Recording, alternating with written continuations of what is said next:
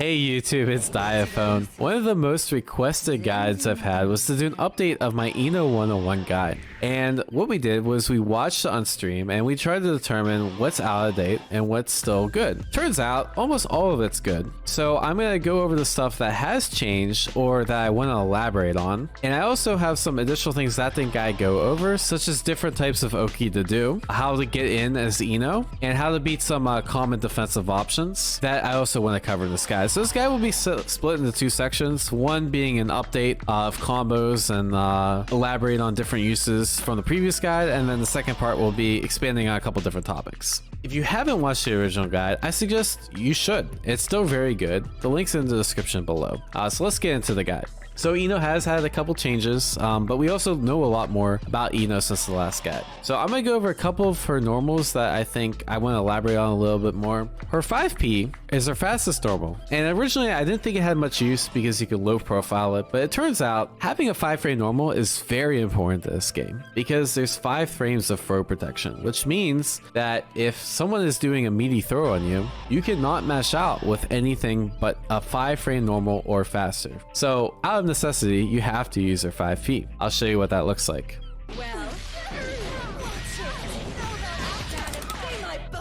Alright, so I was mashing K there, and I got grabbed. But let me show you what this looks like with 5P.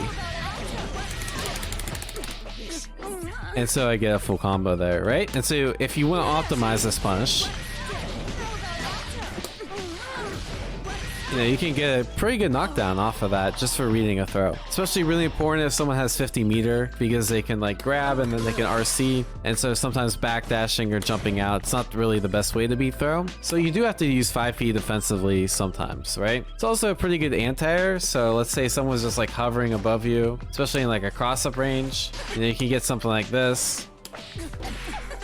So 6P has head invul, but there's some moves that don't really care about the head invul. So instead of doing a 6P to anti-air, you have to use 5P because it's actually faster than your 6P. So let me show you an example. You guys have probably seen Kai spam the Fodre arc, the low arc move that he does that's plus on block. You actually don't want to 6P that up close because it hits low enough that it'll beat your 6P hitbox. So you actually want to use a 5P here because it's quicker than your 6P. 6P? You see I got counter hit, but let's try to do a 5P at the same timing. And you see that works, right? And you can do something like I just did, 5P, 6P, S-stroke. You can also do 5P, 6P, HCL. Depends on where you're at in the corner. I like to combo into HCL when I'm close to the corner, but further away from the corner, I like to do stroke. So extending off of that, 6P, let's talk about the follow-ups from 6P. So originally, Enos would always cancel into this, right? And I think there's actually merit into going 6P into S-stroke or heavy stroke. The benefit of going to S-stroke, it combos on normal hit. And you typically get better Oki. You actually get a safe jump off of it. As opposed to HCL, you don't get a safe jump off of that. You do on counter hit, but not on non-counter hit. Also, comboing into heavy stroke is actually pretty decent here too. Sometimes you'll get a combo and then you get a hard knockdown, which is super nice. And even if it whiffs, like, you're still in a really good situation to get a safe jump. So depending on what your preference is, you can do chemical love or stroke after a 6P. What I do is mid screen, I do S stroke, and in the corner, I do HCL because you can get more damage off of it. Her 5S got buffed since the initial patch. I originally thought this was pretty useless, but now it's actually pretty good dealing with moves like Kai 6H because Kai 6H, it buys a lot of things like your stroke. It can beat hover dashes if timed right, like that. But 5S deals with it pretty well. Sometimes you get like a trade like that.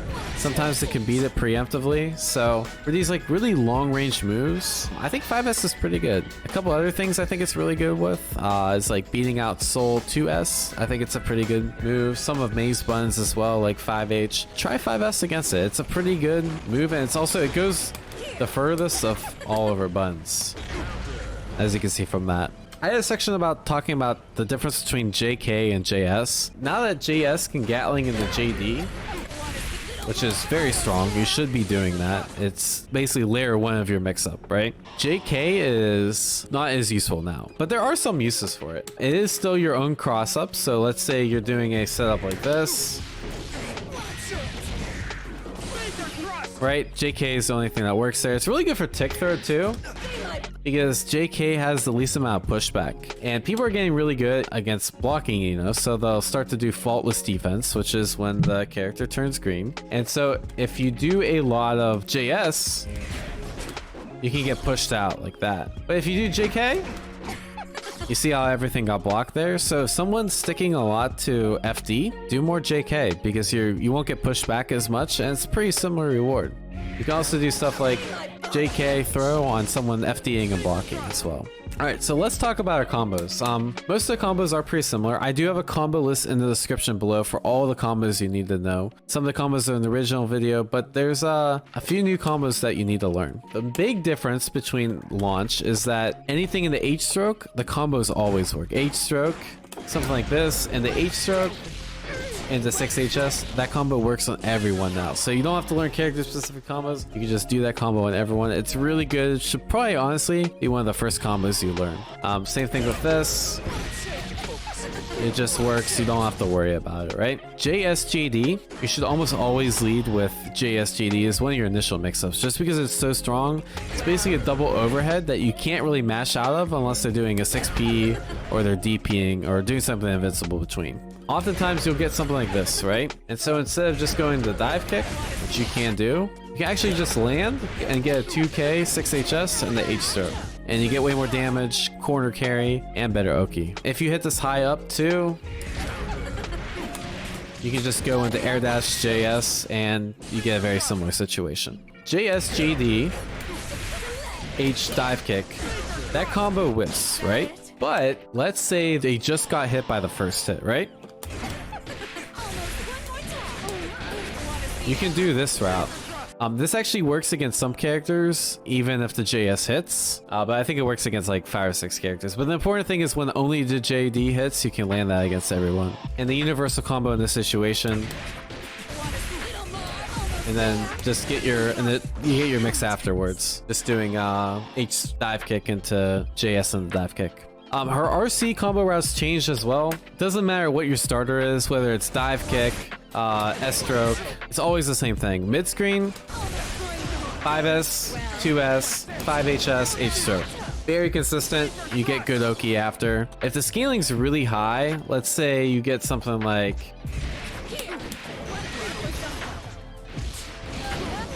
You have to emit the 2S or it'll drop.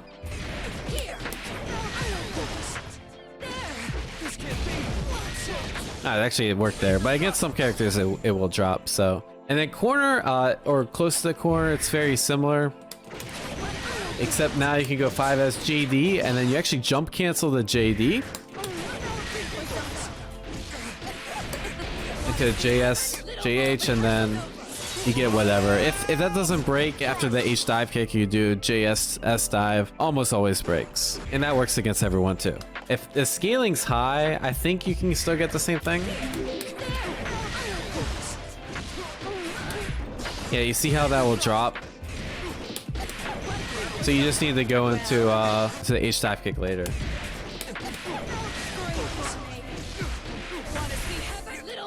And see, the wall breaks like almost immediately there. I also didn't cover a dust combo in the original guide. There's some really fancy dust combos. I personally recommend like doing something that's super easy. So the dust combo that I do, just JH, JS, HP, JH, into another hit. Only does a few damage less than the optimal. It's super easy. You can't really drop it. So recommend doing that combo. Again, all these combos are in the description below. Now that we covered everything that was in the last guide, again, if you haven't watched the last guide, please check it out. Let's talk about how to play neutral with this character. So I kind of talked about it a little bit, but I didn't really have a great understanding. You know, initially I'm just like, just do stroke or just hover dash in. Honestly, you could do that to get to Celestial, right? But if you want to make your life easier, there's some other things you can do besides just dashing in and stroking. And something you'll realize is that some characters, such as Kai, have something that stop both hover dash and stroke. you can't fully rely on that kind of game plan. And so it all depends on like what your game plan is and what they're doing on reaction to you. So how I recommend playing, you get to round start, you can do something like a 2S, you can do something like a 5S, you can do something like a dive kick in case they're doing like a normal, this will lift punch to normal. I also like to just back off. I recommend, honestly, backing off is pretty good. And you can do like a back off in the H stroke or just back off or air back dash. And then occasionally if they start to like read your backing off, then you start throwing out buttons and then they'll start running into them, right? So let's say you back off at round start, right? Now you're at neutral. What do? It all depends on what your opponent's doing. Some characters like Kai will try to play in like this range, their 6HS range. And so your goal at this range, you want to be outside the range of their furthest poke. And if they start doing it, right? Like a 6HS specifically, you can just dive kick and punch. But let's say they aren't committing. Let's say they're waiting for you to come to them. So how do you get in? Especially if the opponent's playing a little more defensive. My recommendation first is, if they're fully hanging out full screen, throw a note. Against some characters, this can be kind of hard. Some characters like Soul can just react to it. Some characters like Kai, they're going to be doing this shit. They're going to throw a fireball. They're going to throw a fireball. And so if you try to like block a fireball and then throw a note, that's not in your favor, right? Although, fun fact, if a Kai player is doing this, just make the first fireball whiff. They can't do another fireball, and then you can get your note out. Now, Eno players love the 6P because their 6P is really good. I want to keep Eno out, right? If I'm trying to play defensive, I'm going to look to 6P her hover dash. So that's the layer one, is that an Eno player is going to do this. They're going to hover dash in. I'm gonna 6P them, and then I'm gonna start my mix-up game, right? So your goal is to stop them from 6Ping you when you jump in, right? So you have a few different ways. You can land, you can HCL, the HCL hits them. That's kind of your low risk, low reward, right? You can also stroke. Think of this as higher risk, higher reward. I think stroke is your number one option to beat the 6Ps. There's also some things you could do, like hover dash, jump dive kick. Or you can just do regular jump dive kick, or you can like play in this range, wait for the 6P to lift, and go for a 5S in the S stroke, right? And again, if they are very 6P happy, you can always just do something like this, go in, fake going out, and then throw a note, then go behind the note, right?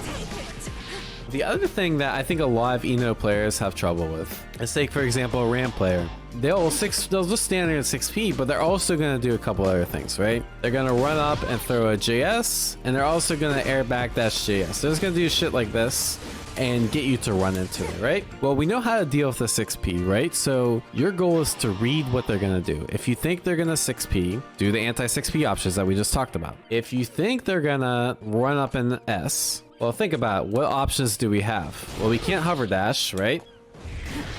Because that happens. But what we can do is we can make it whiff. We can whiff punish. But ideally with Eno, instead of just whiff punishing with a normal, what we can do is we can whiff punish with our hover dash. And so the key with Eno, once you condition them to not look for hover dash, you make them commit to something higher risk, like a 5S or like a jump back JS, and then ideally use your hover dash to get in. And you're thinking, oh, well, they can just do 5S and then a 6P, right? 5S whiffs, I try to whiff punish, and I get hit with a 6P. Well, that doesn't seem fair, right? Well, no, it's perfectly okay, because now we just do the anti-6P strategies that we talked about just after the 5S whiffs. We beat that with the heavy stroke. We do a dive kick here. But you guys get the point. It depends on the 6P, right? Some 6Ps are worse against H stroke, like Rams. Like, H-Stroke works very well against Ram 6P. Some 6Ps like Zados will actually trade with H-Stroke, but they will lose to HCL very cleanly. So it all depends on the matchup. But the idea being is that you want to call out what the opponent is doing. You can react to some stuff, right? Like a whiff 5S, but you want to get used to what they're doing. See what they're favoring. Are they favoring 6P? Are they favoring a normal? Are they favoring jump back? Another thing you can do is if they're running forward and 5Sing, this is where you use their normals, right? Just stick out some normals. And your reward off a normal like that is crazy high. So again, if they're approaching you as Eno, they're doing half the work for you. Just make sure you stick out the good normals. You also stick out 6P. Can't really go wrong with that. Now let's take, for example, a more defensive Ram. They're just spamming this. What do you do against this, right? Well, you can try the HCL. That generally works. Sometimes they'll trade like that. The trade's probably in your favor, to be honest. Again, if someone's backing off, generally one of the best things you can do is just throw a note and then follow in the note. And then, of course, if they're backing off and they think you're going to throw a note, they're going to go in and maybe run up 5S you, and that's when you do this stuff, right? So it's all about anticipating what you think the opponent's going to do in neutral. You have options, they have options. You need to pick your options to beat what you think the opponent's going to do. But understanding what options you have and what options of yours beat the opponent's is essential to playing any character in a fighting game, right? But especially for Ino. A couple other ways you can deal with this air backdash JS spam is you can kind of catch like the landing, right? So you might not be able to punish it, for example, but if they go for something else after they land, like let's say another jump, so you can kind of chase it with a GH. The same thing, like it depends on the jump normal, but you can also get an H stroke too. So it's all about timing, right? It's not just be like, oh, I'm just gonna randomly H stroke, because you'll get bodied, right? It's all about timing these pretty basic options to beat what you think the opponent's gonna do. The same option, right? That loses. Now I'm gonna think about when I do H stroke, and the same option wins. Big difference. All right, so the second thing I want to talk about is Oki, right? So when you get the hit, because again, Ino can have some trouble in neutral because she doesn't have anything super spammable. You want to make sure you make the Oki count, which is Oki being when they get up, you do good mix. I cover a lot of this in the advanced offense guide. There's a link in the description below on how to beat certain options, like let's say someone magic throw and wake up. But I want to talk about a couple things. I want to talk a little bit more about safe jumps, and I want to talk about when to do note. So let's talk about safe jumps. There's a couple safe jumps I think you should learn. So opponent set to invincible reversal. The first one is you do throw in the corner, JS hover dash, and then immediate JS afterwards, and that's safe jumps, right? It also provides you a really good mix. Another safe jump I'll do is after a one hit into 6HS, so it could be JS or 2K. You get a immediate JD into hover dash like that. That also safe jumps. And so again, these are pretty universal, works on any character with a DP. Do keep in mind there's different timings for knockdowns. After a hit like this, because there's more hits before the 6HS, you actually can't safe jump it, where you can normally just safe jump here. So you do have to be careful about the actual knockdown you do. Generally, anything with one hit into 6HS, that safe jump works. So for something like this, like where it's a weird knockdown, where you can't get an auto time safe jump, one recommendation is to do OTG-JH. It's a little hard.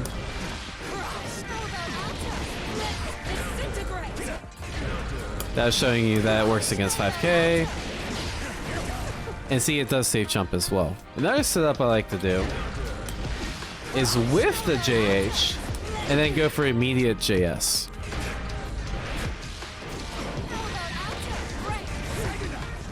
As you can see, it's quite hard. Souls is the hardest to safe jump in the game. You see, it works. I just whipped the JH for timing. Again, there's certain knockdowns like this one, or like, for example, like in the corner here. You do need to memorize the timing. But I think doing like auto time setups where you whiff the JH makes it a little easier to time. So try it out. Again, there's always easy stuff you can do to bait the DP. If you know the DP is gonna come, you don't necessarily need to safe jump it. You can just do stuff like this, backdash, and then punish the DP like that, right? You can also do no Oki. And I think no Oki, you can now in this patch, because note is faster, you can do it after something like this, right? And it's also DP safe. And it depends on the DP. Some DPs you have to actually delay the note. Souls, I don't believe you do for his SDP, but someone like Kai, someone like Liu, you do have to delay the note. But it makes it a lot easier because you don't have to actually time the note. You just do it immediately against someone like Soul. So when you do Oki, so you can pretty much do it after any knockdown. You can even do it after throw. It will beat DP.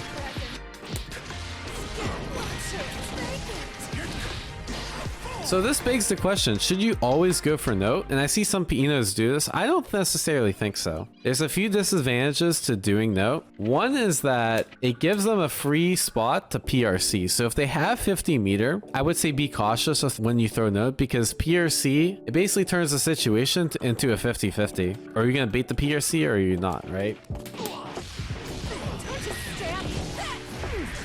And then you just get hit out of your Oki, right? And usually with you want to make your Oki count, although they know spending 50 meters is not really the worst thing.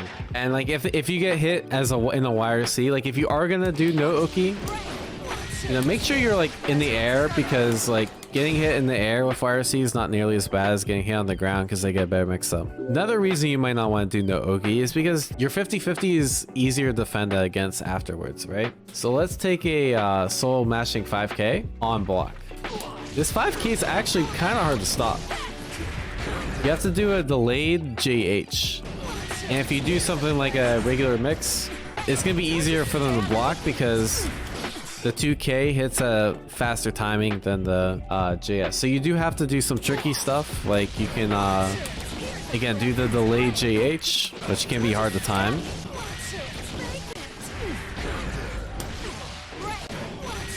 Or you can do something like a empty 2k.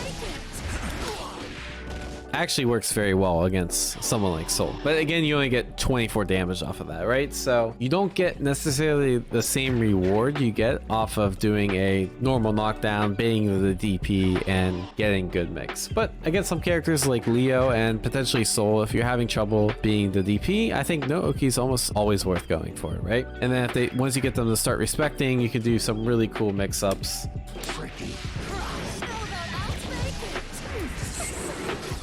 So you could do like a FD come down in case they like happen to burst or they happen to YRC. And then let's say they hold the mix up.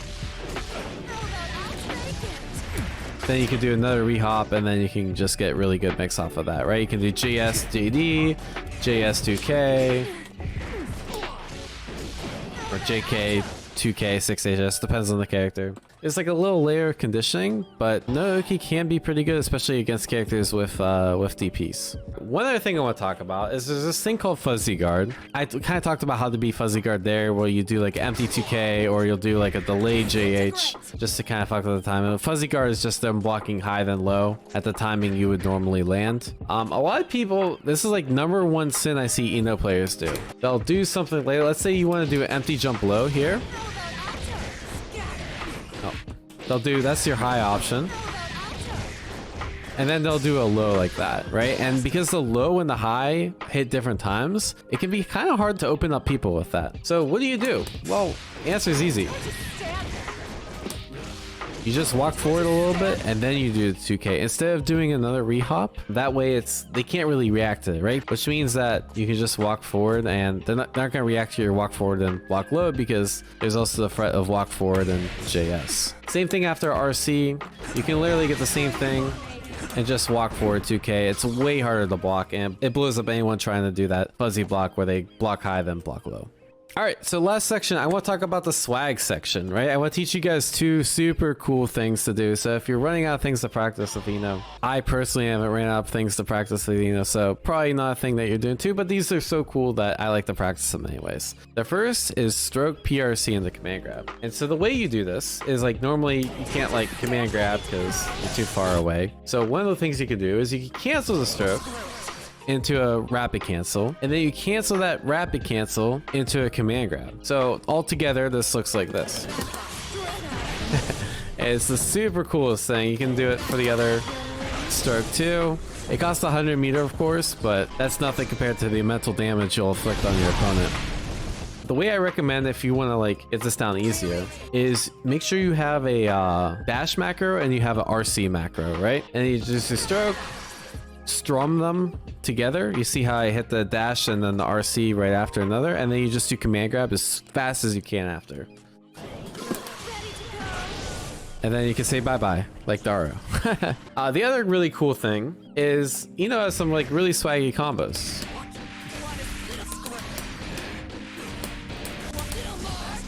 Pretty cool, right? The way you do this is you do JS JD, H dive kick, right? And it's all about when you cancel the H dive kick to make her go really, really fast across the street. So the first step is you need to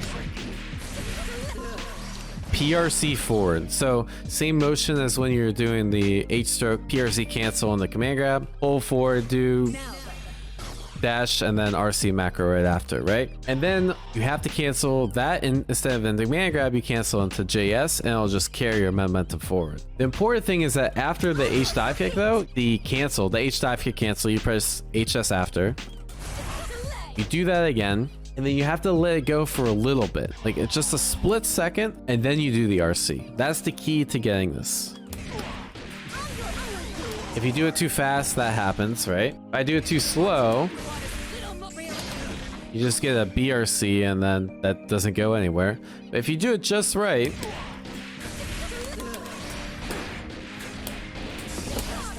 you get something like that, which is pretty freaking cool. And it is actually pretty practical, especially somewhere like here.